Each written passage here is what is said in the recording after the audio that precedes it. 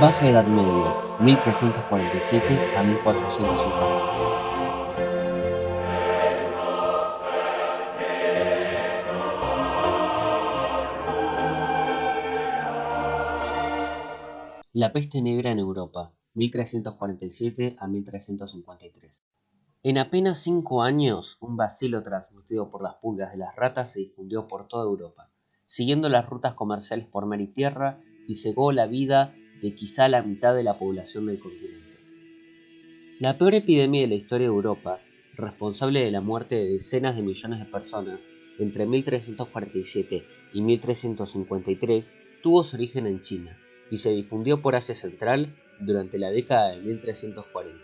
Se cree que fueron los soldados mongoles que sitiaban Kaffa en Crimea los que transmitieron el mal a los mercaderes genoveses instalados en la ciudad, y que fueron estos quienes, en su retorno a Europa, propagaron la enfermedad, ya fuera porque ellos mismos estaban contagiados o por transportar entre las mercancías las ratas con las pulgas que realmente causaban la infección. La vía marítima, en todo caso, fue la más eficaz y rápida en la transmisión del mal. Como un humo negro. Cuando la peste invadió una gran ciudad, se difundía enseguida a los poblados próximos y siguiendo las rutas comerciales del momento a ciudades y a regiones más alejadas, de modo que prácticamente ningún territorio de Europa, salvo tal vez Finlandia, se salvó de la plaga. Como escribió un poeta galés, muerto también de peste en 1349, la enfermedad se expandía como un humo negro, una epidemia que ciega las vidas jóvenes, un fantasma que no siente piedad por el semblante de los justos. Los documentos indican que la peste se declaró en Sicilia en el otoño de 1347 y poco después alcanzó Genova y Marsella. Desde esta última ciudad irradió hacia el norte por el valle del Ródano, Aviñón y Lyon, hacia el este siguiendo el curso del Garona hasta Toulouse y Burdeos, y hacia la península ibérica impactando desde Barcelona hacia La Coruña y Santiago. En Galicia apareció a finales de julio del año 1348. El Camino de Santiago fue precisamente una de las vías de difusión. La plaga llegó a Inglaterra por vía marítima, al igual que a París, remontando el curso del Sena. En 1350 aparecieron nuevos focos en Escandinavia, el norte de Alemania y Europa Oriental, llegando incluso a Moscú. Los testimonios de la época sobre la mortandad causada por la peste son inapelables. Un obispo gallego, por ejemplo, decía: murieron en nuestra diócesis casi las 2/3 partes tanto de los clérigos como de los feligreses. Los estudios de los historiadores modernos han confirmado estas cifras catastróficas, hasta el punto de que se ha calculado que Europa pasó de tener 80 millones de personas a tan solo 30 en un lustro, 1347 a 1353. No menos profundas fueron las consecuencias sociales y políticas del episodio, entre ellas la proliferación en numerosas urbes europeas de ataques contra ciudadanos judíos, a los que se designó como chivos expiatorios de la desgracia colectiva. A estos se les ofrecía elegir entre la muerte en la hoguera o la conversión al catolicismo. La Guerra de los 100 Años, 1337 a 1453. Durante más de un siglo, Francia fue escenario de una dramática sucesión de batallas, asedios y razzias que devastaron ciudades y regiones enteras. El largo conflicto, que se conoce con el nombre de Guerra de los 100 Años, consistió en una serie de enfrentamientos en suelo francés entre tropas del rey de Inglaterra y el rey de Francia, con la participación de otros potentados menores como los duques de Borgoña y los reyes de Navarra. El desencadenante de tales batallas fue la sucesión de la corona francesa tras la muerte de Carlos IV en 1328, quien no dejó descendencia.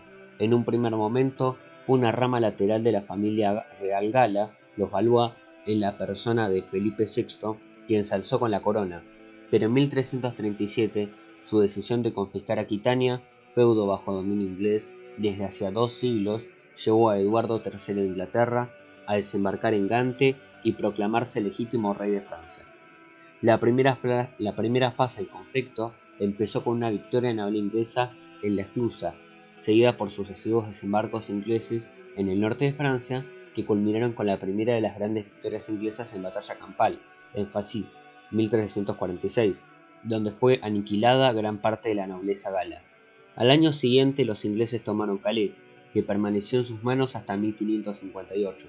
Juan II el Bueno, nuevo rey de Francia a la muerte de Felipe VI, aceptó en 1354 ceder a Inglaterra amplios territorios en el este del país, Aquitania, Anjou, Pitot, Maine, Turena, pero las devastadoras cabalgatas del Príncipe Negro, hijo y heredero de Eduardo III, debilitaron al bando francés y condujeron a otra aplastante victoria inglesa en la batalla de Poitiers 1356. Juan II se resistió a ceder los territorios del oeste y entonces Eduardo III puso sitio a París 1360, forzando a los franceses a firmar el Tratado de Bretigny. Una breve tregua. Bajo Carlos V y su gran comandante Du Guesclin, los franceses recuperaron terreno y lograron expulsar de Bretaña a los ingleses, con quienes en el año 1375 firmaron una tregua que abrió un periodo de relativo apaciguamiento del conflicto. No obstante, las hostilidades se reanudaron a gran escala en 1415, cuando Enrique V de Inglaterra desembarcó con su ejército en Normandía, dispuesto a arrebatar la corona francesa al débil Carlos VI. En Azincourt, la infantería y los arqueros ingleses infligieron otra catastrófica derrota a la caballería francesa, lo que, unido a la intervención del duque de Borgoña, aliado de Inglaterra, precipitó un acuerdo por el que se reconocía a Enrique V como heredero de la corona gala. Sin embargo, al morir Carlos VI, su hijo Carlos VII se proclamó rey de Francia, y esto desencadenó una gran ofensiva inglesa con el propósito de ocupar todo el territorio francés. A raíz de ello, se desató un fervor nacionalista francés del que se hizo Adalid la célebre Juana de Arco, la heroína de la liberación de Orleans. Carlos VII recuperó París en 1436 y entre 1450 y 1453 recobró los últimos territorios franceses en manos de Inglaterra, poniendo así fin al conflicto. Los estados de Europa en 1450, siglo XV. A mediados del siglo XV, Europa estaba dividida en una miríada de estados entre los que ninguno ejercía una clara supremacía. Sin embargo, se estaba gestando ya el ascenso de España, Austria y el Imperio Otomano. En torno al año 1450, el paisaje político de Europa se caracterizaba por una gran fragmentación y al mismo tiempo una clara tendencia a la creación de estados unificados sobre una amplia base territorial. Los dos países que habían perseguido su objetivo desde hace más tiempo eran Inglaterra, que extendía su dominio sobre Irlanda, y Francia, donde no obstante la Guerra de los 100 Años había puesto en serio peligro a la unidad nacional. En el espacio escandinavo, Suecia, Dinamarca y Noruega habían constituido en 1397 la Unión de Kalmar, unión dinástica que mantenía las particularidades institucionales de cada nación, aunque tuvo una agitada historia hasta su disolución en 1523. Lituania y Polonia también concluyeron en 1386 una unión dinástica que dio lugar al estado más extenso de Europa. Otro intento de unificación territorial fue el de los duques de Borgoña, que buscaron unir Borgoña con los Países Bajos. La muerte de Carlos el Temerario en 1477 frustró definitivamente el proyecto. En otros territorios el impulso unificador quedó en suspenso. La península ibérica, por ejemplo, se mantuvo dividida en tres grandes monarquías, Portugal, Castilla y Aragón, más los mini-estados de Navarra y Granada. Hasta la unión de Castilla y Aragón en 1479, la corona de Aragón, por otra parte, se proyectaba hacia el Mediterráneo occidental, donde en 1442 Alfonso V incorporó el reino de Nápoles, que se sumaba a Mallorca, Cerdeña y Sicilia.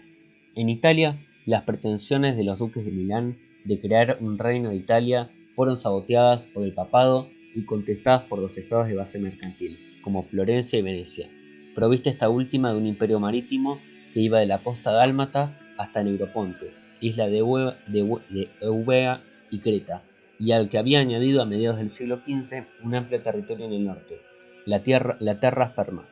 El vasto espacio del Sacro Imperio Romano Germánico parecía definido por la autoridad del emperador. La nueva dinastía de los Habsburgo, que accedió al trono tras extinguirse los Luxemburgo, impulsó una serie de reformas administrativas para dar unidad al imperio. Pero los príncipes germanos, Baviera, Sajonia, Brandenburgo, etc., lograron mantener su estatus casi independiente. Frente a ello, los Habsburgo desarrollaron una política dinástica que, mediante acuerdos matrimoniales, y les dio el control de Borgoña y los Países Bajos, el Tirol, Bohemia y Hungría. En los Balcanes el avance otomano cambió radicalmente el mapa político. Serbia, derrotada en 1379, fue anexionada al Imperio Turco en 1459, tras el fracaso de una insurrección, como Bosnia 4 años más tarde. En Albania, un gran líder militar, Skanderberg, expulsó al ocupante y mantuvo la independencia del país hasta 1468, y Constantinopla, perdidas todas sus posesiones, fue conquistada por Mehmed II en 1453. Las casas reales europeas en el siglo XV. La política europea en el siglo XV estuvo protagonizada por algunas dinastías reales cuyas ambiciones a veces traspasaban las fronteras. Trastámara, reyes de Castilla desde 1369, tras vencer a Pedro I el Cruel en una guerra civil. Una rama lateral recibió la corona de Aragón tras la designación de Fernando I como sucesor legítimo en 1412. Dieron paso a los Habsburgo en 1516. Valois, rama de la dinastía de los Capito, que con Felipe VI accedió a la corona francesa, en la que se mantuvo hasta 1589. Borgoña-Valois, rama lateral de la Casa de Valois, que recibió el Ducado de Borgoña, el Franco Condado y la soberanía sobre los Países Bajos. Se extinguió en 1477 con la muerte de Carlos el Temerario. Habsburgo, dinastía radicada en Austria desde 1273, ocupó el trono del Sacro Imperio entre 1438 y 1804. Recibió la herencia de Borgoña-Valois al casarse con Maximiliano I, con la hija de Carlos el Temerario. Lancaster, rama menor de la Casa Plantagenet, que ocupó el trono de Inglaterra entre 1399 y 1461. Fue sucedida por la Casa Tudor. Jagellon, dinastía lituana que rigió en la Confederación Polaco-Lituana entre 1386 y 1586. Una rama lateral reinó en Hungría de 1490 a 1526.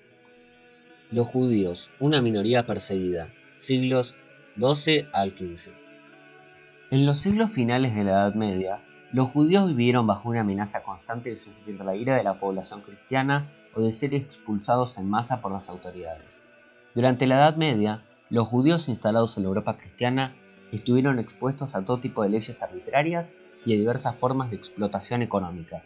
Además, se produjeron episodios de violencia antijudía, empezando por las matanzas de judíos en algunas ciudades alemanas en 1096, al partir en los primeros cruzados a Tierra Santa. En los siglos XIII y XIV se registraron numerosos pogromos, tanto en la España cristiana como en Francia y Alemania. Esta violencia, azuzada por el estamento clerical, llevó a que algunos países decretaran la expulsión total de los judíos. Así sucedió en Inglaterra en 1290, en Francia en 1394 y en España en 1492. A consecuencia de estas razias, muchos judíos buscaron refugio en otros estados.